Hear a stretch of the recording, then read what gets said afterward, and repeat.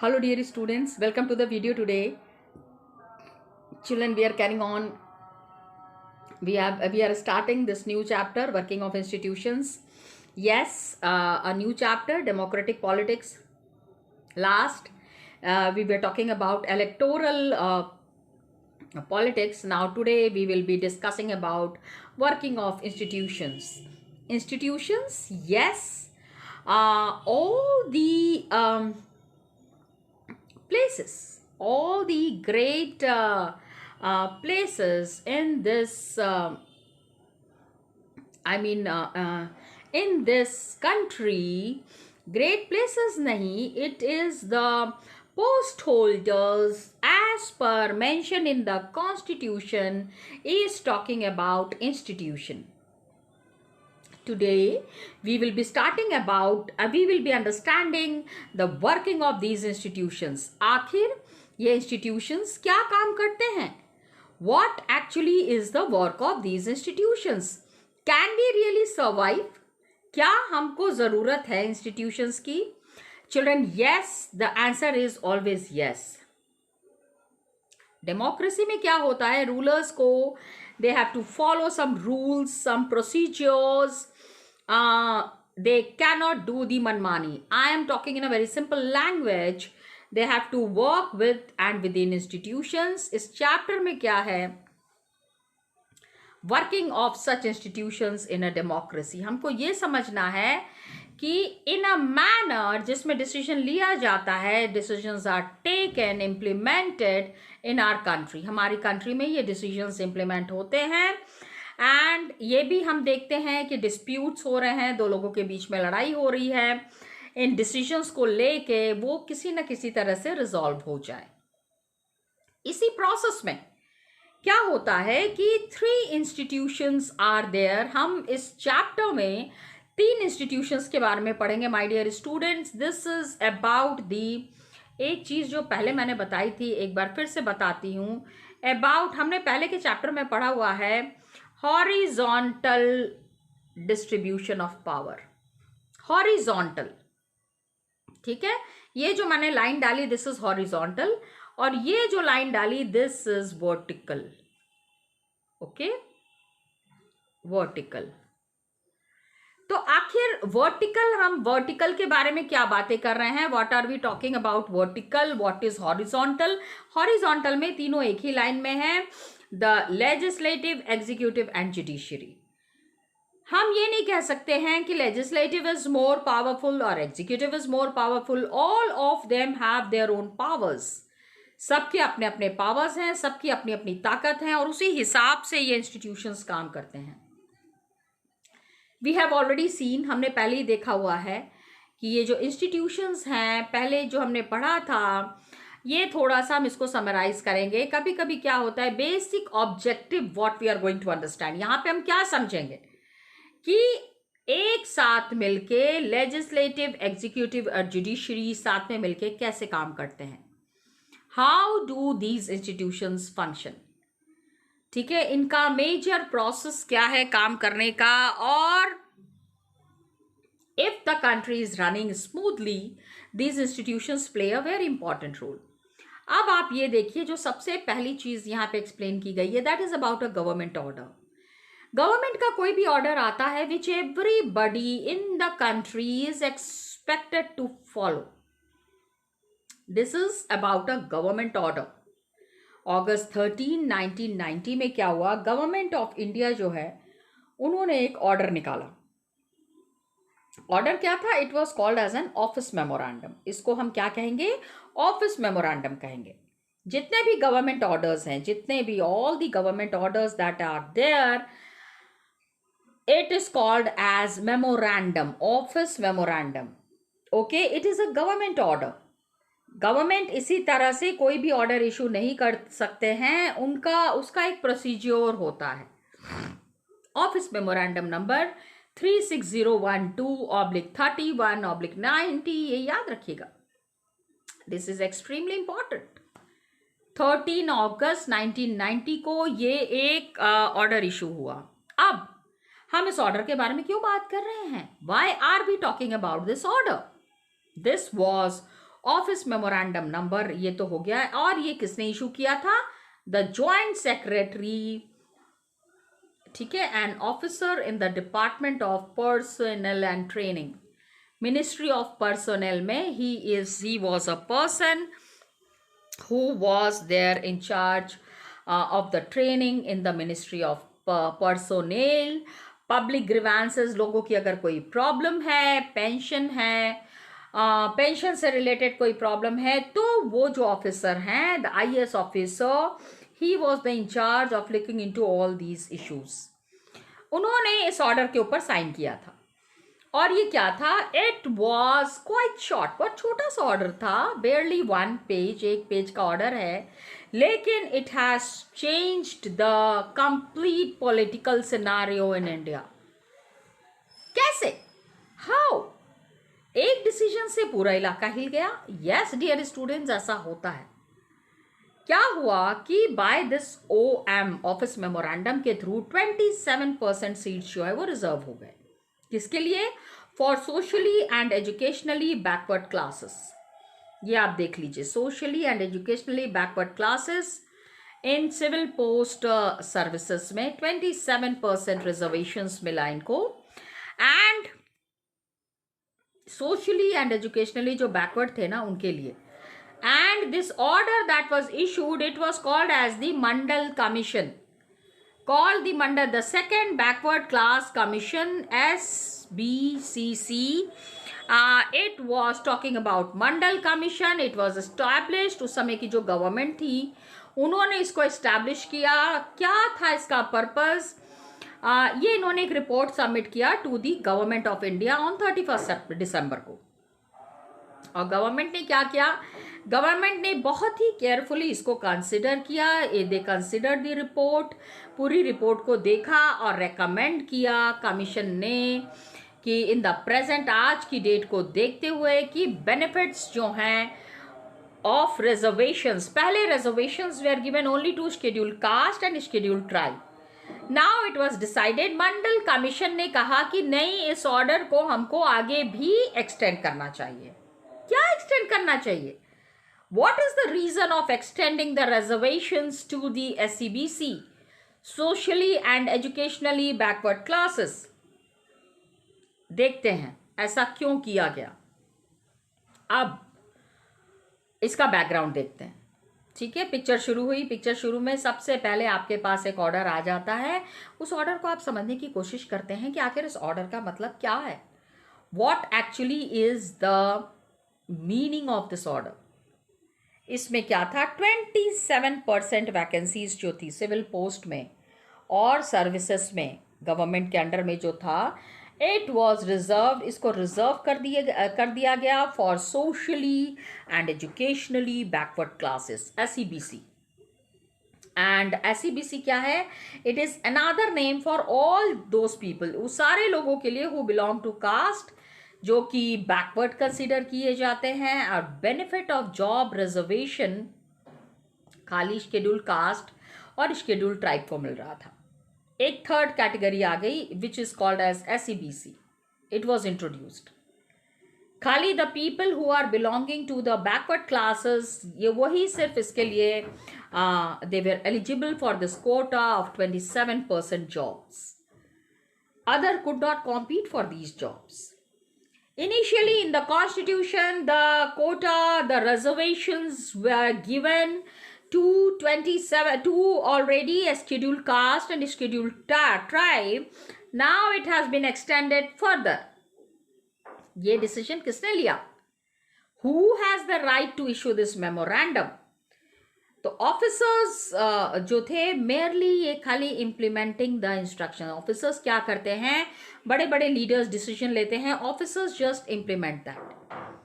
तो हम सोच सकते हैं, we can guess that such a major decision, इसमें other major functionaries of our, हमारे बाकी के लोग भी इन्वॉल्व थे।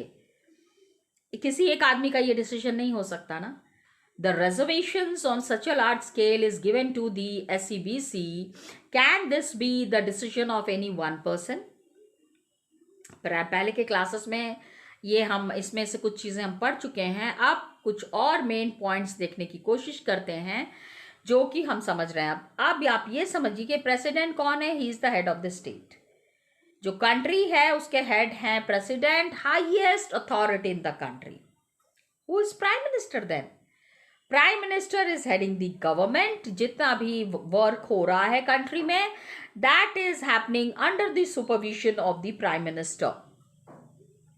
एक्चुअली ऑल द जितना भी पावर है गवर्नमेंट का, that is being exercised by the prime minister. Most of the decisions he is taking in the cabinet meeting. Parliament में क्या है? It is consisting of the president and to houses. President होते हैं, to houses होते हैं, upper house Lok Sabha, Rajya Sabha, lower house Lok Sabha. Prime minister के पास पूरी majority होती है। The prime minister have the support of a majority of Lok Sabha members. सारे मेंबर्स का सपोर्ट होता है प्राइम मिनिस्टर के पास। उसी तरह से ऑल दीज पीपल जो कि इस डिसीजन मेकिंग में इन्वॉल्व थे regarding the office memorandum, let's understand ये ऑफिस मेमोरेंडम कहां से आ गया। ठीक है, बहुत इसके पीछे एक लंबी कहानी है। Just see it is mentioned here. This office memorandum was the culmination of a long chain of events. बहुत सारे इवेंट्स हुए, बहुत सारे चीजों के बाद ये डिसीजन लिया गया। एंड गवर्नमेंट ऑफ इंडिया ने क्या किया, उन्होंने SEBC second backward classes commission को अपॉइंट किया था 1979 में। कहानी 1979 में शुरू हुई थी एंड कहानी खत्म हुई 1990 में। खत्म नहीं हुई, अभी आगे और जाएगी। It will go further, it is not finished here. Okay, so BP Mandal was heading this committee. So it was called as the Mandal commission. इस कमीशन को क्या कहते हैं? It was called as the Mandal commission. और उनको ये determine करने के लिए उनको क्यों बनाया गया था ये Mandal commission? Many people were saying there are certain groups in the country जिनको की फॉरवर्ड ग्रुप में लाना जरूरी है। दे आर वेरी बैकवर्ड, कोई भी उनके लिए देखने वाला नहीं है। Nobody is there to support them, help them. So the commission ने अपनी रिपोर्ट बनाई और 1979 में this commission was formed and they have submitted their report in 1980।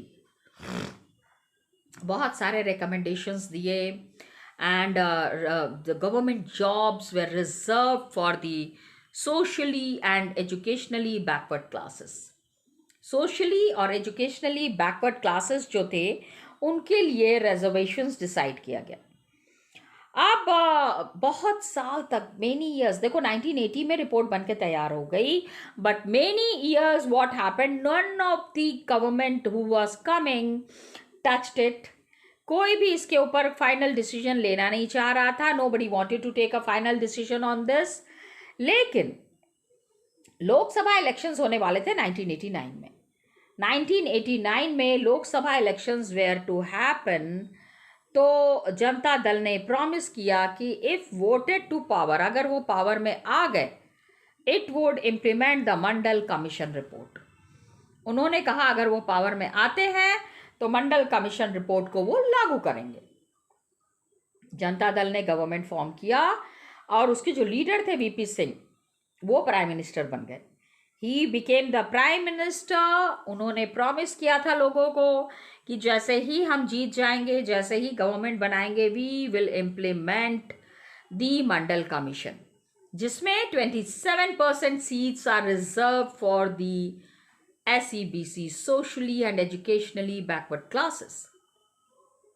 President addressed the parliament और उन्होंने अनाउंस किया कि गवर्नमेंट जो है इसको इम्प्लीमेंट करना चाहते हैं मंडल कमीशन रिपोर्ट को। 6 अगस्त 1990 को यूनियन कैबिनेट ने ये डिसाइड किया, they took a formal decision to implement the recommendations, कि जो डिसाइड किया गया है उसको वो पक्का इम्प्लीमेंट करेंगे, रेकमेंड करेंगे। दूसरे दिन क्या हुआ, prime minister VP Singh inform the parliament में उन्होंने ये बताया, ठीक है।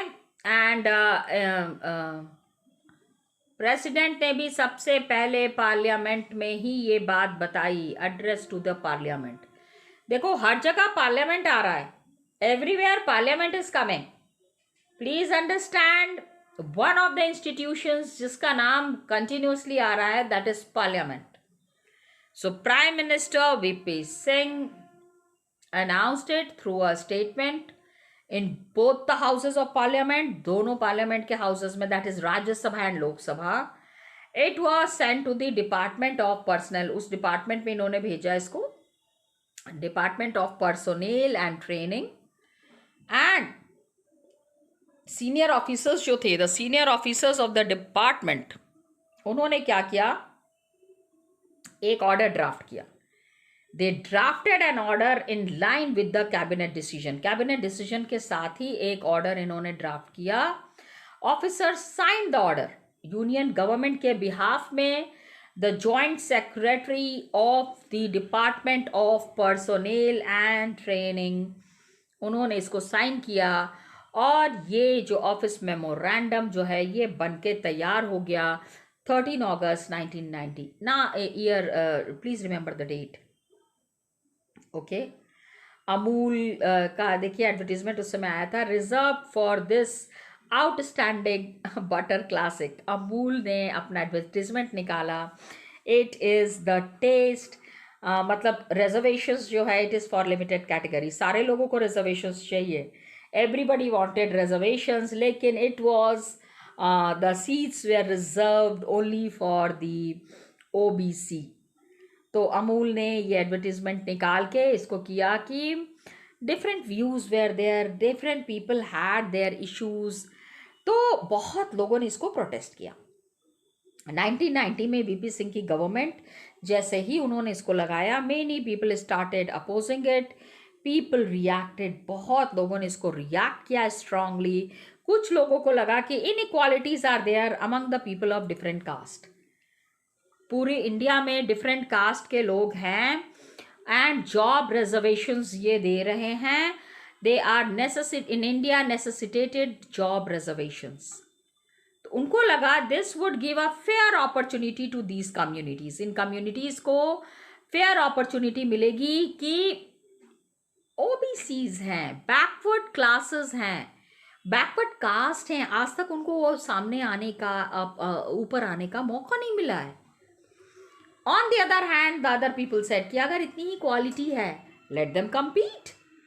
They must compete and then form the government. Reservations क्यों देना है? Why to give them reservations? This was opposed a big category of people. अब डिसीजन सही था या गलत था, we are not discussing on that. Please understand कि good or bad, we are nobody to judge that. उस समय के लोग थे 1990 में, the people who were there jointly they have taken this decision. Implement हुआ, हंगामा हुआ. इसके बाद some people were very angry. They were not at all happy with this kind of reservations. उन्होंने क्या किया, सुप्रीम कोर्ट है, हाई कोर्ट ऑफ इंडिया है, डिस्प्यूट को सेटल किया उन्होंने, arising out of government decisions. Some people were there, associations were there, they opposed to this order. इस order के खिलाफ बहुत सारे लोगों ने अपील किया. And they filed a number of cases in the court. Court में बहुत सारे केस इन्होंने दाखिल कर दिए. कोर्ट में इन्होंने अपील किया to declare the order invalid. Invalid कहा कि ऑर्डर को इनवैलिड डिक्लेयर करें, ये इम्प्लीमेंटेशन नहीं होना चाहिए. तो सुप्रीम कोर्ट ने क्या किया, सारे ऑर्डर्स को एक जगह बंच कर लिया, सारे कंप्लेंट्स को एक जगह बंच कर लिया. एंड ये सारा जो बंचिंग था, it was headed by a supreme court lawyer Indira Sawhney. Indira Sawhney ने इस केस को लीड किया. Indira Sawhney and many others were there who have challenged this decision of the government of India. VP Singh and his party जिन्होंने government बनाई थी, तो supreme court जजेस 1992 में उन्होंने ये डिक्लेयर किया. सुप्रीम कोर्ट सेड कि नहीं, ये रिजर्वेशंस होंगे, let the people get the reservations. उसी समय सुप्रीम कोर्ट ने गवर्नमेंट को कहा कि थोड़ा मॉडिफाई कर लीजिए. मॉडिफाई, ओरिजिनल ऑर्डर जो है उसको थोड़ा सा चेंज कीजिए. इसमें मतलब ये डाल दीजिए कि ओबीसी में रिजर्वेशंस तो मिलेंगे, बट वेल टू डू जो बहुत इकोनॉमिकली एडवांस्ड है उनको रिजर्वेशंस नहीं मिलना चाहिए. They must not get the reservations. Okay, so the department of personnel and training was there. दूसरा ऑफिस मेमोरेंडम उन्होंने निकाला. देखो, पहला जो ऑफिस मेमोरेंडम था दैट केम ऑन 13 अगस्त 1990. दूसरा ऑफिस मेमोरेंडम आया 8 सितंबर 1993. 1993 में अनदर मेमोरेंडम हैड कम. तो डिस्प्यूट क्या हो गया? It came to an end and this policy has been following since then. उस समय से ये चल रहा है. यहाँ पे ये जो रिजर्वेशंस का केस है उसमें some of the fill in the blanks is given here कि कौन सा डिपार्टमेंट क्या काम कर रहा है. What is the work done by different departments, ये फिल इन द ब्लैंक्स को सॉल्व कर लीजिएगा. Need for political institutions. Do we really need political institutions? Yes, my dear students, political institutions are needed. जैसे government is very well responsible for security of the citizens. सारे जो नागरिक हैं, देश के नागरिक हैं, उनको सिक्योरिटी मिलनी चाहिए. फैसिलिटी फॉर एजुकेशन मिलना चाहिए. The population should be healthy. अब ये taxes, it collects taxes, spends the money, ये सारा पैसा ये खर्च करते हैं raised on administration, defence and development programmes. Development programmes के थ्रू, डिफेंस के थ्रू ये सारा काम आगे चलता है. And lot of welfare schemes. देखो, लोगों की भलाई करना ही गवर्नमेंट का मेन मोटिव है. Government is formed to help the people. If the dispute is coming up, dispute अगर आ रहा है on these decisions, there should be, कोई तो होना चाहिए, someone to determine what is, क्या सही है क्या गलत है, ये डिसाइड करना बहुत ज़रूरी है.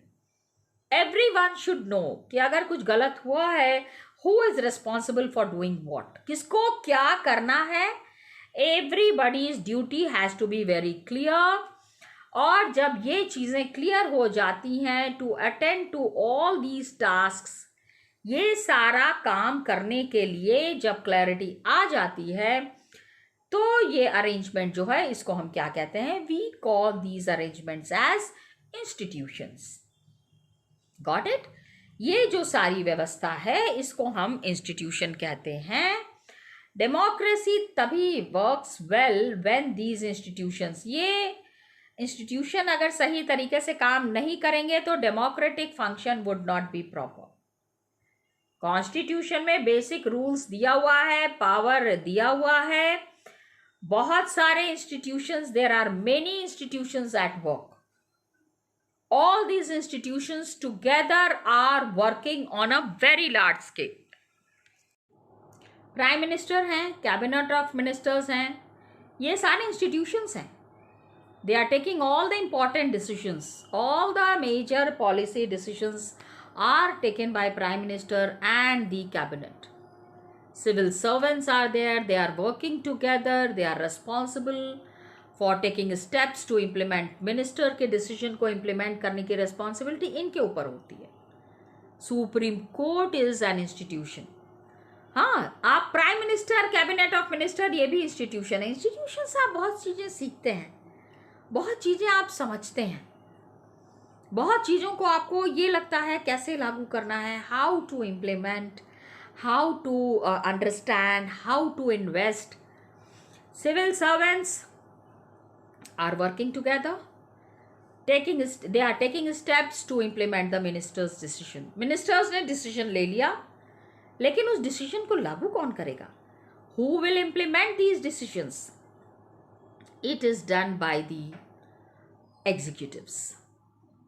सुप्रीम कोर्ट सबसे बड़ा इंस्टीट्यूशन है जहाँ पे कि सिटीजन एंड गवर्नमेंट, अगर गवर्नमेंट के ऊपर भी केस करना चाहते हैं तो citizen can do it. Example, just now we have seen Indira Sawhney and other versus the union of India. तो इंस्टीट्यूशंस में बहुत सारे, there are many rules and regulations that are to be followed together. Delay होता है, complications हैं, लेकिन institutions ऐसे ही function करते हैं. सो डिले होना चाहिए. देखो देर है, लेकिन देर जो है अन्याय किसी के साथ नहीं होना चाहिए, भले ही थोड़ा सा डिले हो जाए. लेकिन government, democratic governments always insist on institutions. Working of institutions is very important. Next class, my children, will be understanding the functions of the parliament. Till then, children, thank you so much and all the best to you.